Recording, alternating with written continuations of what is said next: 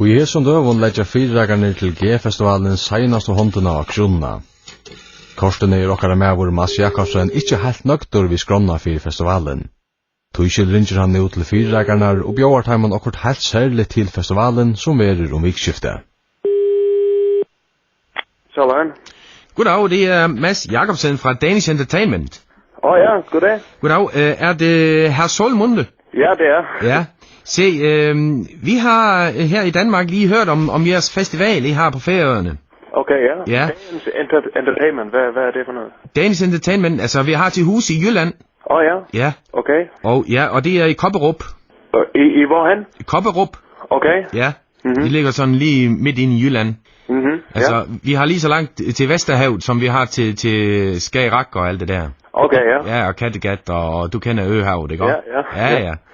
Men se, det her, vi har et tilbud til jer. Okay. Fordi vi synes, det er meget interessant, det I har. Okay. Ja, altså det hedder Karl-Aarhus Danselaug. Okay. Ja, og det er folkedans. Okay, folkemusik, eller folkedans, ja. Ja, folkedans. Altså, så er det en, der står der og spiller på fiol. Ja. Ja. Var det noget for jer? Det kunne godt være. Kunne du sende mig en e-mail måske? Jamen, det kan jeg da. Så lige forklare det lidt nærmere. Ja, men det kan jeg da godt. Nej, det hedder booking@gfestival.com. Ja, altså, hedder det G-punktsfestivalen? Nej, det hedder kun booking. B-O-O. Nå, booking. Ja, booking. Ja. Nå, G-booking. Nej, bare booking. Ja. Det var mig der. ja, det var dig, ja. Ja. Se, altså vi har også andre tilbud lige i øjeblikket, altså som vi kører rabat på. Ja. Ja, og det er nu en moderbrydning. Ja. Okay. Og det er for let påklædte damer. Ja. Og sender I så damerne med, eller? Ja, dem har vi med. Ja. Ja. Men der er bare lige ingenting, du skal vide, fordi at, hvad skal man sige, jo mere nøgne det er. Jo dyrere. Ja. Jo mere.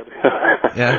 Okay. Så på et tidspunkt, hvis I ønsker, hvad skal man sige, ganske let påklædte, så snakker vi ikke så en rigtig tilbud med jer. Nej, selvfølgelig. Men det kan vi altså finde ud af. Jeg ved ikke, om det er det rigtige sted at gøre sådan noget.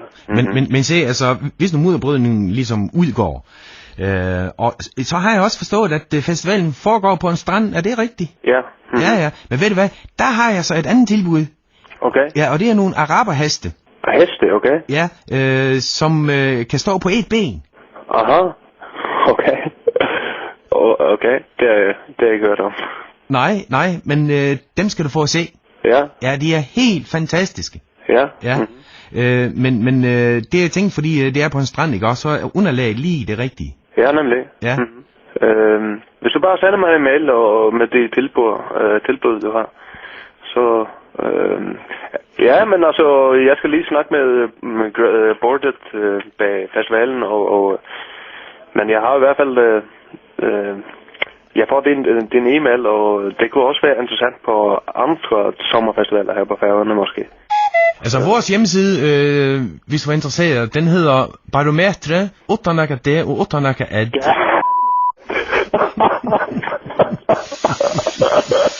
Barometre.